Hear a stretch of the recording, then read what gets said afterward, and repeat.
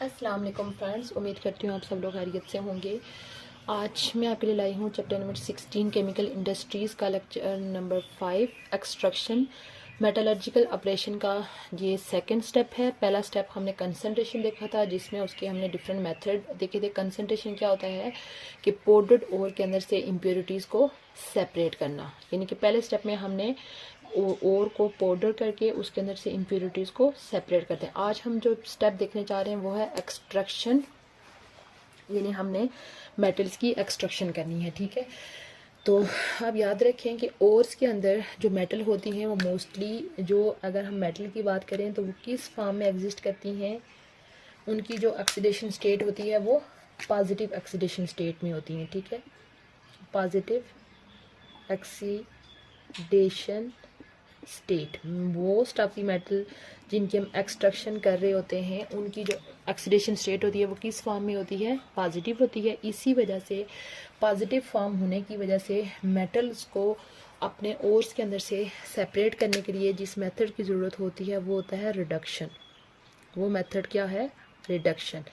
Reduction क्या होता है, गेन ऑफ इलेक्ट्रॉन। रिडक्शन किसको बोलते हैं, रिडक्शन क्या चीज़ है, गेन ऑफ इलेक्ट्रॉन।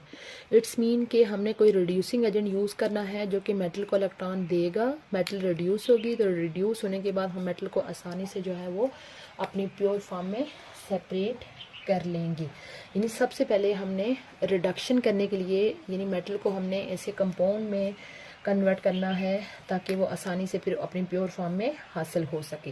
तो मोस्टली मेटल के वो कंपाउंड जो कि आसानी से रिड्यूस हो जाते हैं वो होते हैं मेटल के ऑक्साइड, मेटल ऑक्साइड।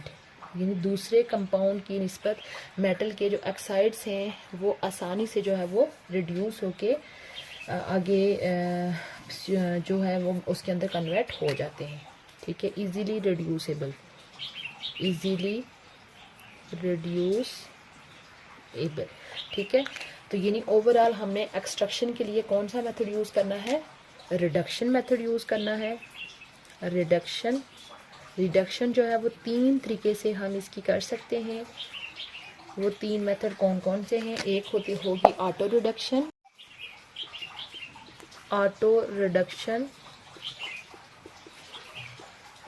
उसके बाद दूसरी रिडक्शन होगी chemical reduction,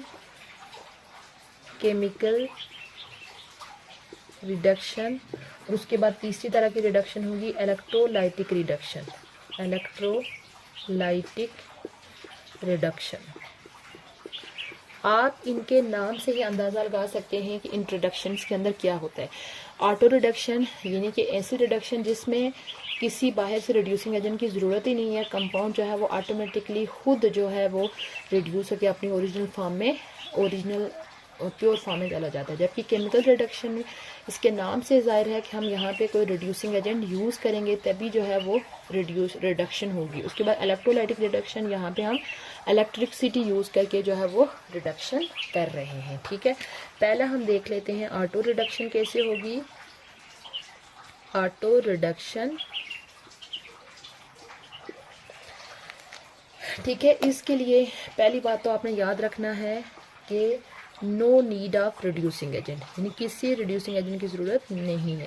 no need of reducing agent, किसी भी रिड्यूसिंग एजेंट की ज़रूरत नहीं है। ठीक है, तो वो कौन कौन सी मेटल्स हैं जो कि ऑटो रिडक्शन मेथड से रिड्यूस हो जाती हैं, वो है copper, lead and mercury.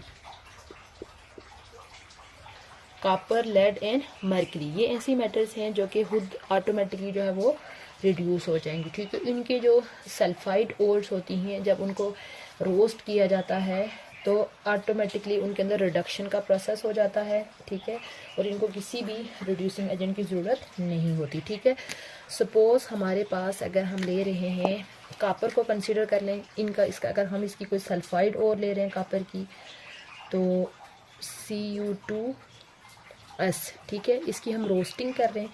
Roasting के दौरान आप समझ लें कि उसका रिएक्शन किसके साथ होगा, ऑक्सीजन के साथ होगा। तो हमारे पास ये क्या बना लेगा, Cu2 कॉपर ऑक्साइड, और साथ में ये चीज़ बन रही है। ठीक है, अब ये जो क्यूप्रस ऑक्साइड है Cu2O,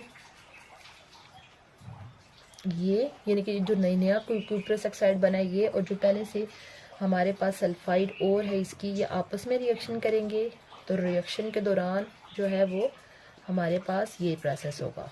ठीक है, ये नहीं कि ये जो सारा प्रोसेस है ये किस दौरान हो रहा है, रोस्टिंग के दौरान, जब हम इसको रोस्ट कर रहे हैं, हीट अप कर रहे हैं। ठीक है, हीटिंग के दौरान हीट आपको पता है कि जब इस चीज़ को हीट अप करते हैं तो वहाँ पे ऑक्सीजन लाजमी होती है, ऑक्सीजन की मौजूदगी में ही किसी चीज़ की कंबस्शन होती है। तो ये सल्फाइड और जो है वो उस वहाँ पे मौजूद ऑक्सीजन के साथ रिएक्शन करके ये कंपाउंड बना लेगी। तो ये कंपाउंड यानी देखें उसी कंटेनर के अंदर बना है जहाँ पे रोस्टिंग जारी है। ठीक है, तो उसी दौरान ये अगेन जो सल्फाइड और प्रेजेंट है उसके साथ रिएक्शन करके कापर को जो है वो प्योर फॉर्म में वहाँ पे सेपरेट कर लेगी। ठीक है, उसके बाद हमारे पास दूसरा मेथड है केमिकल रिडक्शन। केमिकल रिडक्शन के लिए आपने याद रखना है कि हमने कोई ना कोई जो है वो रिड्यूसिंग एजेंट यूज़ करना है। नीड आ रिड्यूसिंग एजेंट, यानी इसके लिए रिड्यूसिंग एजेंट यूज़ होगा। तो मोस्टली जो रिड्यूसिंग एजेंट यूज़ किए जाते हैं वो है कार्बन। ठीक है, कार्बन को यूज़ किया जाता है, कार्बन मोनोऑक्साइड। ठीक है, उसके बाद हाइड्रोजन एंड एल्यूमिनियम। ठीक है, यानी कि ये जो है इनको मोस्टली किसको रिड्यूसिंग एजेंट के तौर पे यूज़ किया जाएगा। ये सारे जो है वो रिड्यूसिंग एजेंट्स हैं। रिड्यूसिंग एजेंट्स कौन कौन से, कार्बन मोनोऑक्साइड, हाइड्रोजन और एल्यूमिनियम, यानी इन सब को जो है वो as a reducing agent use किया जा रहा है।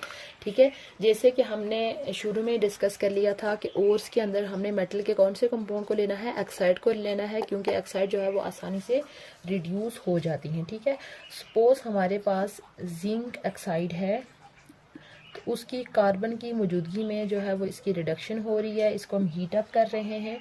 तो कार्बन इसको कैसे रिड्यूस करेगा कि उसके अंदर से ऑक्सीजन को निकाल लेगा, तो उसको अपनी ओरिजिनल फॉर्म में कन्वर्ट कर लेगा और कार्बन डाइऑक्साइड बनेगा। अगर आपको रिडक्शन की डेफिनेशन इधर साइड पे लिख लेती हूँ। रिडक्शन 3 तरीकों से हो सकती है। पहली चीज़ है एडिशन ऑफ हाइड्रोजन, अगर हाइड्रोजन ऐड हो रही है तो ये भी रिडक्शन है। उसके अलावा रिमूवल ऑफ ऑक्सीजन, अगर ऑक्सीजन रिमूव हो रहा है तब ये भी रिडक्शन है। और उसके बाद दूसरी चीज़ है गेन ऑफ इलेक्ट्रॉन, अगर कोई एलिमेंट जो है वो इलेक्ट्रॉन को गेन कर रहा है तब भी ये भी रिडक्शन है। तो यहाँ पे यानी कि रिडक्शन किस सेंस में हो रही है, या आपने रिडक्शन को अपने माइंड में रख लेना है कि ये कौन सी। यहाँ पे आप देखें कार्बन क्या कर रहा है कि उसके अंदर से किसको निकाल रहा है, ऑक्सीजन को निकाल रहा है, इसको रिड्यूस कर रहा है, रिड्यूस करके इसको अपनी ओरिजिनल फॉर्म में कन्वर्ट कर ले। उसके बाद हम एक और कंपाउंड देख लेते हैं, फेरस ऑक्साइड है Fe2O3। इसका रिएक्शन अगर हम किसके साथ कर रहे हैं, कार्बन मोनोऑक्साइड के साथ कर रहे हैं, तो सेम कार्बन मोनोऑक्साइड भी वही काम करेगा, यहाँ से ऑक्सीजन को रिमूव करवा लेगा। तो हमारे पास फेरस ओरिजिनल फॉर्म में, तो कार्बन मोनोऑक्साइड जब यहाँ से ऑक्सीजन ले लेगा तो हमारे पास कार्बन डाइऑक्साइड बन जाएगी। मैं यहाँ पे जस्ट आपको समझाने के लिए डायरेक्ट रिएक्शन लिख रही हूँ, यानी कि इसको, लेकिन कोई भी जब एक केमिकल इक्वेशन लिखते हैं तो उसको बैलेंस करना ज़रूरी होता है। जब आप पेपर में इस क्वेश्चन को अटेम्प्ट करेंगे तो आपने इसको बैलेंस करके लिखना है। उसके बाद हम एक और एग्जांपल इसकी ले लेते हैं। सपोज हमारे पास कॉपर का ऑक्साइड है, उसका रिएक्शन किसके साथ हो रहा है, वाटर के साथ हाइड्रोजन के साथ हो रहा है। तो हाइड्रोजन जो है सेम यहाँ से ऑक्सीजन को निकाल लेगा, तो हमारे पास कॉपर ओरिजिनल फॉर्म में, और साथ में हमारे पास क्या बन जाएगा, वाटर बन जाएगा। उसके बाद अगर हमारे पास क्रोमियम ऑक्साइड है तो उसका रिएक्शन हम एल्यूमिनियम के साथ करेंगे। तो सेम जो एल्यूमिनियम है वो भी यहाँ से ऑक्सीजन को रिमूव करवा के क्रोमियम को ओरिजिनल फॉर्म में कर लेगा, और साथ में हमारे पास एल्यूमिनियम एक्साइड बनेगा। यानी यहाँ पे आप देखें कि जितने भी चारों हमने रिएक्शन देखे हैं इन सब के अंदर जो रिडक्शन है वो किस सेंस में हो रही है, ऑक्सीजन का रिमूवल हो रहा है। ठीक है, इलेक्ट्रोलाइटिक रिडक्शन, जैसे कि इसके नाम से जाहिर है यहाँ पे क्या चीज़ यूज़ होगी, इलेक्ट्रिक सिटी यूज़ होगी। ठीक है, उसके अलावा ये याद रखना है आपने कि ये जो इलेक्ट्रोलाइटिक रिडक्शन का मेथड होता है ये कौन सी मेटल्स के लिए यूज़ होगा, जो कि हाईली इलेक्ट्रोपॉजिटिव होंगी, highly electropositive, highly electropositive metal आपको पता है पीरियोडिक टेबल के जो शुरू में मेटल्स होती हैं उनकी इलेक्ट्रोपॉजिटिविटी सबसे ज़्यादा होती है। उनके अंदर देखें कौन कौन सी मेटल्स आ जाएंगी, एल्यूमिनियम, सोडियम, पोटाशियम, मैग्नीशियम और कैल्शियम। यानी कि ये सारी वो मेटल्स हैं जो कि पीरियोडिक टेबल के स्टार्ट में आती हैं और ये हाईली इलेक्ट्रो पॉजिटिव होती हैं। ठीक है, तो इसमें क्या किया जाएगा कि अच्छा इसमें हमने यानी कि ये करेंगे कि जो हम कंपाउंड को ले रहे हैं इसमें हम दो कंपाउंड्स को ले सकते हैं, मेटल के ऑक्साइड को भी, मेटल ऑक्साइड को भी, या मेटल हैलाइड, दोनों को हम ले सकते हैं, मेटल हैलाइड। यानी दोनों तरह के कंपाउंड इसके अंदर यूज़ हो सकते हैं। बट ये जो हमने मेटल ऑक्साइड और मेटल हैलाइड लेने हैं इनको हमने किस फॉर्म में लेना है, मोल्टन फॉर्म में।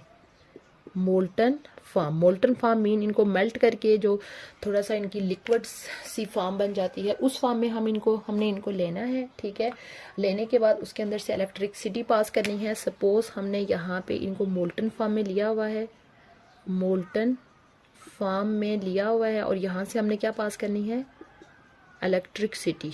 ठीक है, इलेक्ट्रिसिटी के पास होने से ये होगा ये अपने आयंस में चेंज हो जाएंगे। सपोज हमारे पास अगर हम एल्यूमिनियम ऑक्साइड को ले रहे हैं, ठीक है, तो इसके अंदर से जब लाइट पास होगी तो ये अपने आयंस में चला जाएगा। दो तरह के आयन यहाँ पे बनेंगे, एक एल्यूमिनियम 3 पॉजिटिव और दूसरा हमारे पास O2 नेगेटिव। इसके भी 6 बन जाएंगे और इसके 4 आयन हमारे पास बन जाएंगे।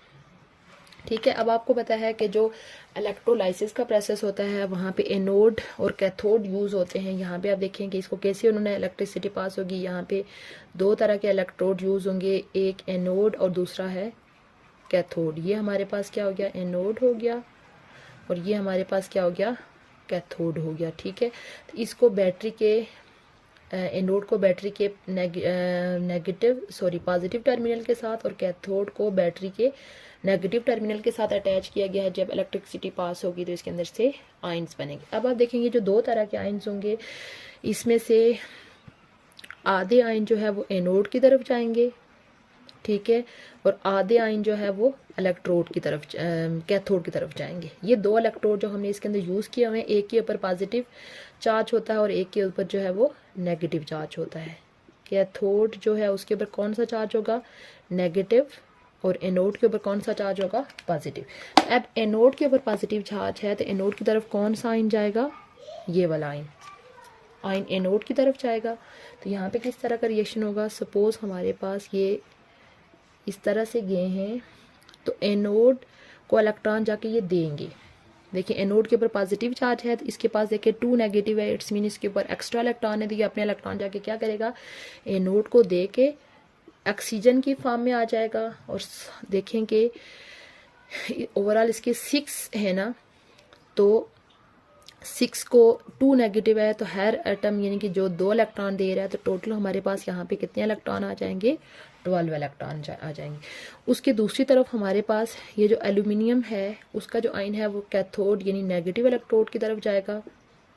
ठीक है, तो अब आप देखें इसके ऊपर प्लस चार्ज है तो कैथोड इसको अपने इलेक्ट्रॉन क्या करेगा, देगा। तो देने से ये फिर किसके कन्वर्ट हो जाएगा, एल्यूमिनियम, जो कि इसकी कौन सी फॉर्म है, प्योर फॉर्म है, प्योर फॉर्म। इस तरीके से जो है वो हमने करना है। यहाँ पे आप देखें ओवरऑल ऑक्सीजन इसके अंदर से निकल रहा है तो यहाँ पे इस सेंस में जो है वो इसकी रिडक्शन हो रही है। इस लेक्चर का सम अप कर लेते हैं। हमने देखा कि आज का जो हमारा टॉपिक है वो है एक्सट्रैक्शन ये जी मेटलर्जिकल ऑपरेशन का जो सेकंड पॉइंट है, एक्सट्रैक्शन सेकंड स्टेप है। यानी आपने याद रखना है कि ओर्स के अंदर जो मेटल होती हैं वो मोस्टली अपनी पॉजिटिव ऑक्सीडेशन स्टेट में होती हैं। इसी वजह से मेटल को पहले रिड्यूस किया जाता है, रिडक्शन करके उनको अपनी प्योर फॉर्म में कन्वर्ट किया जाता है। रिडक्शन करने के लिए हमें उन कंपाउंड को लेना है जिनकी आसानी से रिडक्शन हो जाती है, और वो कंपाउंड कौन से हैं? Metal oxide. रिडक्शन 3 तरीके से होती है, ऑटो रिडक्शन, केमिकल रिडक्शन और इलेक्ट्रोलाइटिक रिडक्शन। ऑटो रिडक्शन में हमने देखा कि कुछ ओर्स या कुछ कंपाउंड ऐसे होते हैं कि जब उनकी रोस्टिंग की जाती है तो रोस्टिंग के दौरान ही उनके अंदर ऐसे कंपाउंड बन जाते हैं जो कि ऑटोमेटिकली उसको रिड्यूस करके अपनी ओरिजिनल फॉर्म में लेके आते हैं, जिसमें हमने कॉपर सल्फाइड की एग्जाम्पल डिस्कस की। उसके बाद केमिकल रिडक्शन में हमने देखा कि इसमें रिड्यूसिंग एजेंट की जरूरत होगी। कार्बन मोनोऑक्साइड, हाइड्रोजन और एल्यूमिनियम को as a reducing agent use किया जाता है, और इन सब की ये सब जो है वो अपने रेलिवेंट जो उनकी जिस ओर के लिए उनको यूज किया जाएगा उनको रिड्यूस करके अपनी ओरिजिनल जो उनकी प्योर फॉर्म होती है मेटल की उसमें कन्वर्ट कर लेते हैं। और यहाँ पे इन सब में हमने देखा कि जो रिडक्शन है वो किस सेंस में हो रही है? रिमूवल ऑफ ऑक्सीजन के सेंस में हो रही है। उसके बाद लास्ट हमने देखा इलेक्ट्रोलाइटिक रिडक्शन, जिसमें हमने इलेक्ट्रिसिटी को यूज करना है, और ये कौन से मेटल के लिए सूटेबल मेथड है? जो कि हाईली इलेक्ट्रो पॉजिटिव हैं, जैसे पीरियोडिक टेबल के शुरू की मेटल्स जैसे एल्यूमिनियम, सोडियम, पोटाशियम, मैग्नीशियम और कैल्शियम। उसमें हमने देखा कि जब हम Al2O3 की मोल्टन फॉर्म के अंदर से इलेक्ट्रिसिटी पास करेंगे तो वो अपने आयंस में चला जाएगा, और एक आयन जो है पॉजिटिव आयन नेगेटिव जो इलेक्ट्रोड कैथोड की तरफ जाएगा, जबकि नेगेटिव आयन जो है वो पॉजिटिव इलेक्ट्रोड की तरफ जाके वहाँ पे एक जो है वो इलेक्ट्रॉन देगा और एक इलेक्ट्रॉन लेगा। तो इस तरह से कैथोड के ऊपर जो है वो हमारे पास एल्यूमिनियम की प्योर फॉर्म ऑब्टेन हो जाती है। ये था आज का लेक्चर। उम्मीद करती हूँ आपको आज का लेक्चर अच्छा लगा होगा। इंशाल्लाह बहुत जल्द मैं न्यू टॉपिक के साथ हाजिर होंगी। तब तक के लिए अल्लाह हाफिज़।